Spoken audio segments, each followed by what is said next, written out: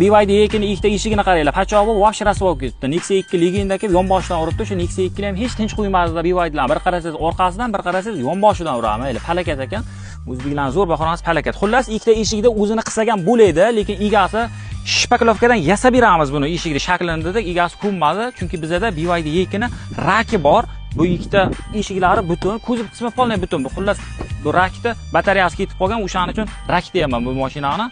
Kuzov qismi polniy butun turibdi, urilmagan. Mana shu kapot, любой narsasi bor, faqatgina orqa bagaji sotilib, zaklab tashab qo'yilgan. Buni berib yuboraman. Egasi kelib sразу uchib kelmas, indeksga. Faqat sudlar bo'lgandan keyin to'xtirib yuboramiz. Xullas, mana shu ikkita eshigini olamizda, mana shu E2 ga qo'yamiz.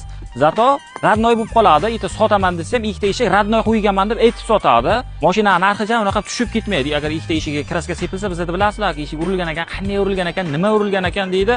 Xudo xolasa, mana shu mashinalarning ishini bir kunda ichida bitirib berib yuboramiz. Xudo ko'rsatmasin. Agar siz ham shunaqa falokat bo'layotgan bo'lsa, pastdagi raqamlarga telefon qilinglar. Servisning uslugasi bo'yicha ham, kassa-pora xizmati bo'yicha ham, kompyuterning o'sha miyasida nima ashib kelar bo'lsa ham, hammasi Sergeli indeksda yoki laka kraskadagi joyimizda bitadi. Pastdagi raqamlarga telefon qilib, bemalol narx-navosi bilan tanishib kelaverasizlar.